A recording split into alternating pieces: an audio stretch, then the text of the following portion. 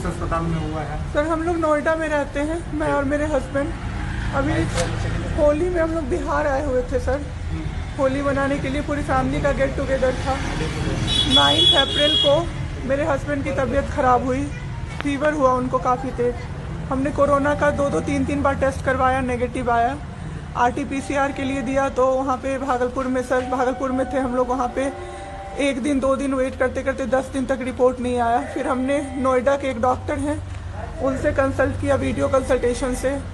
उन्होंने बोला कि CT चेस्ट करवाना है।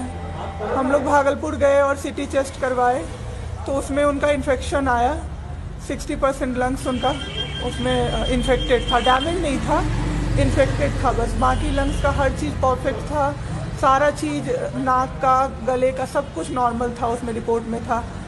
फिर हम लोग नेक्स्ट डे ग्लोकल हॉस्पिटल है भागलपुर में, ग्लोकल हॉस्पिटल लेके आए, वहाँ पे एडमिट कराया हमने ICU में। मेरी मदर की भी तबीयत ख़राब थी, मेरी मम्मी और मेरे हस्बैंड दोनों एक साथ एडमिट हुए। वहाँ पे इतनी लापरवाही हुई उनके साथ, इतनी लापरवाही हुई। डॉक्टर्स आते थे बस विजिट के लिए, 10 मिनट देख के गए। उसके अलावा जितने भी वहाँ पे नर्स थे, कंपाउंडर्स थे, सारे के सारे जल्लाद थे सर। कोई दवाई तक नहीं देना चाहता था पेशेंट। मेरी मदर टचवुड बेटर कंडीशन में थी थोड़ी, मेरे हस्बैंड बोल भी नहीं पा रहे थे उस समय तक। इशारे से पानी का ऐसे ऐसे बताते थे, लेकिन कोई उनको पानी नहीं पिलाता था सर। वो मुझे हार के फ़ोन करते थे कि पानी पिला दो। जब मैं अंदर जाती थी तो ये लोग हल्ला करते थे कि क्यों जा रहे हो अंदर। फिर भी मैं जाके उनको पानी पिलाती थी, जूस पिलाती थी। रेमडेसिविर इंजेक्शन का नाम आप लोगों ने अभी तक सबने सुन लिया होगा कि कितनी मुश्किल से मिल रहा है। डॉक्टर ने वहाँ सजेस्ट किया, मेरे 2 पेशेंट थे वहाँ, हमने बहुत मुश्किल से अरेंज किया। जब वो इंजेक्शन मिला तो एक दिन रात को जब इंजेक्शन देने लगे, हाफ इंजेक्शन फ्लोर पे गिरा दिया उन्होंने। हमने कहा कि इतना महंगा इंजेक्शन है, इसी का असर होके ठीक होते ये आपने कैसे गिरा दिया। उन्होंने कहा कि 50,000 का भी गिरा देता ना तो तुम कुछ नहीं कर पाती अभी। हम लोग चुपचाप वहाँ से सर हट गए। थोड़ी देर बाद वहाँ पे मेरे हस्बैंड को मैंने देखा कि उन्होंने 2-3 बार पॉटी किया था, यूरिन पास किया था, कोई क्लीन करने नहीं आ रहा था सर। 6 घंटे से वो उसी गंदगी पे पड़े हुए थे। उन्होंने मुझे फिर फ़ोन किया, बस फ़ोन कर पाते थे सर, बोल भी नहीं, बस मिस्ड कॉल आती थी, मैं समझ जाती थी कि कुछ परेशानी है उनको।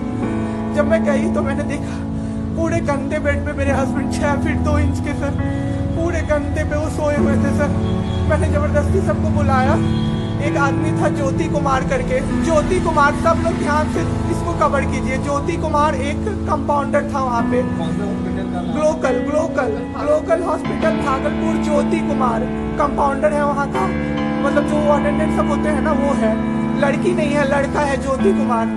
उसको मैंने रिक्वेस्ट किया कि भैया प्लीज़ आप मेरे हस्बैंड की मदद कर दीजिए, रात में ये लोग रुकने नहीं दे रहे हैं मुझे अपने पास, इनके पास। उसने बोला ठीक है ज़रूर मदद करूँगा, ये कह के, और मैं अपने हस्बैंड से बात करने लगी। इशारे से ही वो बात कर रहे थे, मैं बोल रही थी। अचानक से मेरा दुपट्टा खिंचाया बहुत ज़ोर से। मैंने सोचा क्या हो रहा है, जब मैंने पीछे मुड़ी तो मेरे कमर पे उस आदमी का हाथ था और मेरा दुपट्टा वो ज्योति कुमार खींच रहा था। मेरी माँ पीछे से चिल्लाई, मेरे हस्बैंड ऐसे ऐसे होने लगे, पूरा पसीना उनको चल गया, कुछ बोल नहीं पा रहे थे वो। जब हम लोग ठीक थे ना, मैं बाहर निकलती थी ना, कोई मुझे ऐसे देखता था ना नॉर्मली ही तो कहते थे आंख निकाल लूंगा, क्या सोच के इसको देख रहे हो। और मेरे हस्बैंड उस दिन बेड पे पड़े हुए देखते रहे कि मेरी वाइफ का कोई दुपट्टा खींच रहा है। और जब मैंने उस आदमी को देखा ना तो वो मुस्कुरा रहा था। मैंने ऐसे दुपट्टा खींचा और मैं कुछ नहीं बोल पाई डर से कि मेरे हस्बैंड यहाँ पे है, मेरी माँ यहाँ पे है, ये लोग कुछ कर देगा। इस डर से मैं कुछ नहीं बाहर निकली। मैं बाहर निकल के मैं दम से बैठ गई। वो आदमी मेरे पास फिर आया, मुस्कुरा के बोला मैं ध्यान रखूंगा। मैंने बोला ठीक है भैया आप ध्यान रखना। मैंने कुछ नहीं बोला उसको, कुछ भी नहीं। 2-3 दिन बाद ऐसे ही कोई सुविधा नहीं, कुछ नहीं। मेरे हस्बैंड की तबीयत उस दिन से बिगड़ी जब रात के 2 बजे में मेरी मदर के बगल वाले बेड पे एक अंकल, मास्क उनका हट गया था और वो अंकल चिल्ला के नर्स को बुला रहे थे और मेरी मम्मी चिल्ला रही थी जल्दी आइए ये मर जाएंगे, जल्दी आइए ये मर जाएंगे। कोई नहीं आया और अंकल ने दम तोड़ दिया। ऐसे 3-4 लोग उस 2-3 दिन के अंदर दम तोड़े हैं बिना केयर के, बिना नर्स के आए। सारी नर्स टेबल कुर्सी लगा के सो जाती थी, कहती थी पागल हो गए हैं हम ही, अब मर जाएंगे इस कोरोना के चक्कर में, अब तो क्यों जॉब कर रहे हो, छोड़ दो, आपकी जगह कोई और आ जाएगा। उसके बाद वहाँ से बाई पैप वहाँ उस हॉस्पिटल में नहीं अवेलेबल था। मेरे हस्बैंड की तबीयत एक दिन बहुत ख़राब हो गई, उन्होंने मायागंज रेफर कर दिया, भागलपुर मायागंज हॉस्पिटल। हम लोग जब मायागंज आए, मायागंज की और हालत ख़राब, ICU में 4 बेड था। मेरे हस्बैंड के बगल वाले बेड पे 4 लोग 6 से 7 घंटे में 4 लोग खत्म हुए।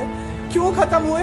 वो नर्स को बुला रहे थे, सिस्टर आ जाओ, दिक्कत हो रही है, दिक्कत हो रही है, और सिस्टर नहीं आती थी। एक अंकल तो बुलाते बुलाते उलट के गिर गए, पूरा सर फूट गया, ब्लड ब्लड, और मर गए वो अंकल वहीं पे। इतना मेरे हस्बैंड डर गए। शाम होते होते मेरे हस्बैंड की तबीयत अचानक से खराब होने लगी, पूरा ये सब ड्राई हो गया, एक लेयर वाइट कलर का जम गया उनके ऊपर, बहुत ज़्यादा तबीयत खराब हो गई। हम लोगों को समझ भी नहीं आ रहा था कि हो क्या रहा था। अचानक से मेरे दिमाग में आया ना, डॉक्टर को कम से कम 5-6 बार मेरी बहन बुलाने गई है, क्योंकि कोई डॉक्टर था ही नहीं। कब हुई आपके हस्बैंड की घटना? परसों। सुनिए मेरी बात, पहले पूरी कहानी मेरी सुनिए। मेरी बहन 5-6 बार गई है बुलाने डॉक्टर को मायागंज में, तो डॉक्टर क्या कह रहे हैं, यार रात में भी सोने नहीं दोगे, रात में भी सोने नहीं दोगे। जब हमने देखा जाके सर, तो लाइट ऑफ, इमरजेंसी के नाइट डॉक्टर्स का लाइट ऑफ, और सब नीचे बिछा के मूवी देख रहे हैं और सो रहे हैं, और दरवाजा तक नहीं खोला सर। मेरे हस्बैंड की ऐसी हालत हुई, जब मेरी दीदी बहुत जाके चिल्लाई, तब एक डॉक्टर आए वहां से, तो उन्होंने देखा क्या कि मास्क, उन्होंने ऐसे मास्क लगा होता है ना, उसमें एक ऑक्सीजन सप्लाई का पाइप होता है ना, वो पाइप ही नहीं लगाया था सर, बस मास्क लगा के छोड़ दिया था, ऑक्सीजन सप्लाई आ ही नहीं रहा था। जब बहुत कम हो गया तब वो डॉक्टर आए और पाइप लगाया, मेरे हस्बैंड तुरंत भी जिंदा हो गए। उसी दिन से उनके दिमाग में वो ऑक्सीजन की किल्लत का डर बैठ गया सर। बहुत 7 घंटे बिना ऑक्सीजन के रहे सर, लड़ते रहे। फिर उस दिन इतना वो डर गए, वो बोले नहीं अब हमको कहीं बाहर लेके चलो। दिल्ली में सर हमने बेड का किया, बहुत पता नहीं था, दिल्ली में कहीं भी जगह नहीं था। हम पटना आए, राजेश्वर हॉस्पिटल में सर पटना आए। यहाँ पे इन्होंने कहा आईसीयू में अटेंडेंट नहीं अलाउड है, नहीं जाओगे आप। मेरे हस्बैंड रोने लगे कि मेरी वाइफ को बस भेज दो, वो रहेगी तो मैं ठीक हो जाऊंगा। इन लोगों ने नहीं अलाउ किया सर। आज मैंने देखा, एम्बुलेंस से हम लोग भागलपुर से पटना आए थे राजेश्वर, रास्ते में उनको 3 बार पॉटी हुई थी सर। उसी गंदे बेड पे उनको 4-5 घंटे राजेश्वर में सुलाया रहा। मैं 10 बार जाके बोली बाहर से कि सर प्लीज बेड क्लीन कर दीजिए, वो हम लोग देख लेंगे ना। एक डॉक्टर निकले, मैंने बोला, वो मेरे हस्बैंड अंदर से ना बोल नहीं पा रहे थे, अंदर से ऐसे ऐसे कर रहे थे, बुला रहे थे सबको। मैंने कहा सर वो बुला रहे हैं किसी को बाहर से, तो एक डॉक्टर मुझे कहता है अरे छोड़िए ना, वो छोरा तो ऐसे ही बौखला रहा है जब से आया है। मैं उस समय कुछ नहीं कर पाई सर। उसके बाद उनका ऑक्सीजन लेवल जब 37 हो गया, तब मेरे साथ मेरी दीदी थी, मेरे जीजा जी थे और मेरे जेठ थे। तब मैंने अपने जीजा जी से बोला कि अब मेरे से नहीं रहा होगा, मुझे किसी तरह से अंदर भिजवाइए। तब उन्होंने ज़बरदस्ती मुझे अंदर भेजा और 37 से 74 मैंने कर दिया 10 मिनट में। मेरे बाबू का ऑक्सीजन लेवल मैंने बढ़ा दिया। उसके बाद इन लोगों ने मुझे बोला, मैंने बोला सर अटेंडेंट अलाउड है, सारे के अटेंडेंट बैठे हुए थे। तो एक डॉक्टर ने मुझे बोला अटेंडेंट अलाउड नहीं रहेंगे तो कैसे काम चलेगा, सब तो कोरोना से बीमार पड़ रहे हैं, हम लोग कितना देखें, हम लोग क्या मर जाए खांसते खांसते सबको देख के, बैठिए चुपचाप और देखिए।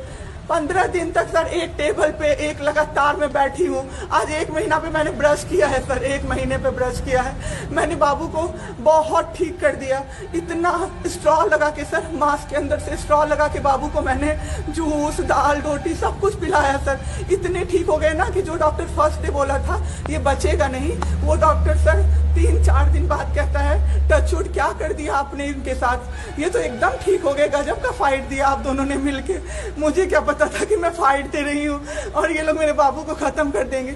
इतना ऑक्सीजन का किल्लत सर, मेरा बाबू डर गया बहुत ज्यादा। ऑक्सीजन सिलेंडर देखता था और कहता था हाँ वो खत्म हो जाएगा, वो खत्म हो जाएगा। मैं कहती थी नहीं खत्म होगा बाबू। 1.5 घंटे के लिए सर ऑक्सीजन सप्लाई बंद रहता था। बाद में हमें पता चला ये लोग ब्लैक मार्केटिंग कर रहे हैं अंदर में ऑक्सीजन सिलेंडर का। जो अस्पताल वाले हैं ना, वो ऑक्सीजन सप्लाई बंद कर देते थे ताकि बेचैन होके लोग खरीदे उन्हीं से। हम भी खरीदे सर, मैंने भी खरीदा, क्या करते हमें भी तो चाहिए था।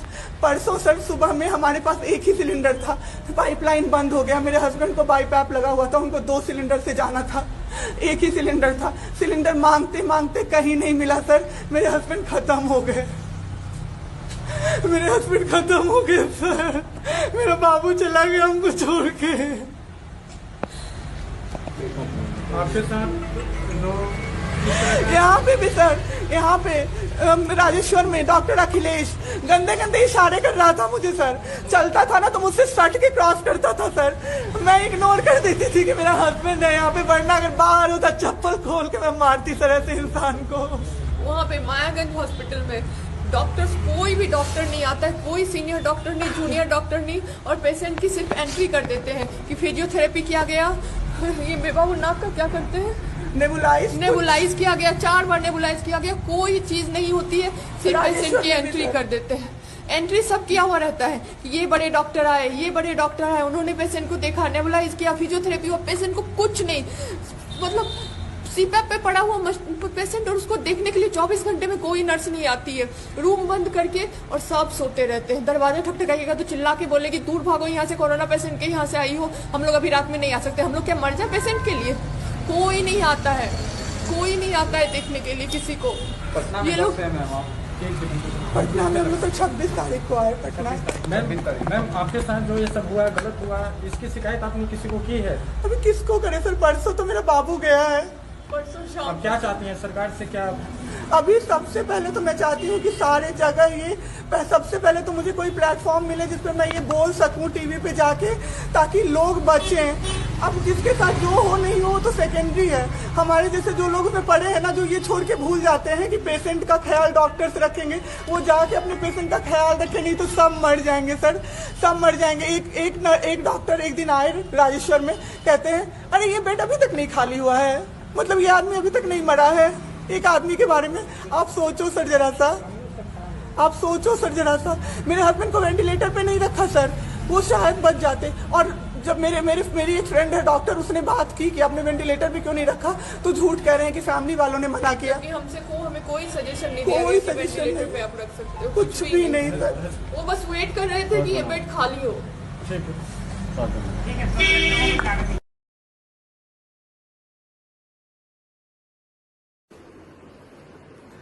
नमस्कार दोस्तों, एक नई सुबह की शुरुआत करते हैं। गवर्नमेंट को गालियां देते हैं, क्यों?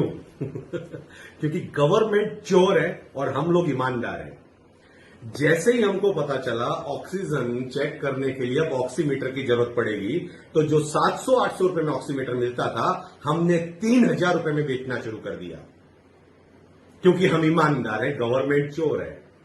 जैसे ही हमें पता चला ऑक्सीजन की जरूरत है, हम लोगों ने ऑक्सीजन पे काला बाजारी शुरू कर दी। जो रेमडेसिविर गवर्नमेंट 900 रुपए में दे रही है, वो हम लाख 2-2 लाख रुपए के अंदर बेच रहे हैं। हम ईमानदार लोग वो बेच रहे हैं, गवर्नमेंट नहीं। एम्बुलेंस वाले 5 किलोमीटर एक कोरोना पेशेंट को ले जाने के लिए 7-7 हजार रुपया चार्ज कर रहे हैं। आगरा से दिल्ली एक कोरोना पेशेंट की बॉडी लाने के लिए एम्बुलेंस वाले 70-70 हजार रुपया चार्ज कर रहे हैं। ये ईमानदार लोग हैं।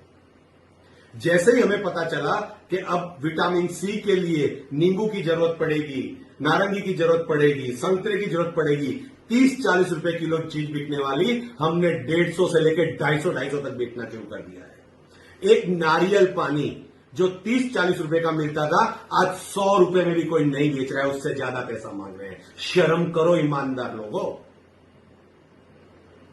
हर जगह, यहां तक के शमशान के अंदर जो लकड़ियां जल रही है ना, उसमें भी बेईमानी कर रहे हैं। फल से लेके फ्रूट, सब्जी, अंडा, चिकन, दाल, कौन सी ऐसी जगह है जहां पे आप लोगों ने लूट नहीं मचा रखी है? ईमानदार लोगों ने लूट नहीं मचा रखी है।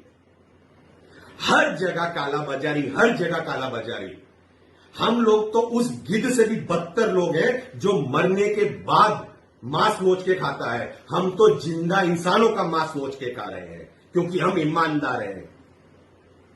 शर्म आती है, घिन आती है मुझे ये बोलने के अंदर।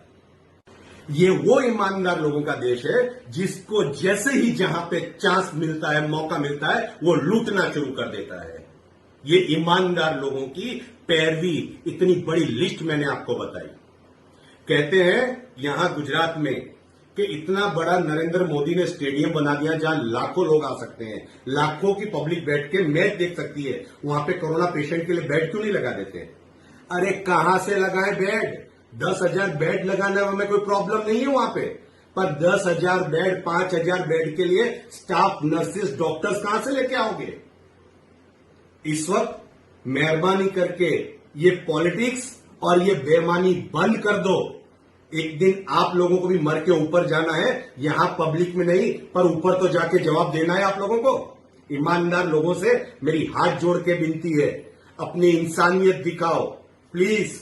बंद कर दो ये बेईमानी और सुबह उठ के गवर्नमेंट को कोसना, पहले अपने आप को सुधारो, फिर दूसरे को जाके गालियां देना। जय माता दी, जय हिंद।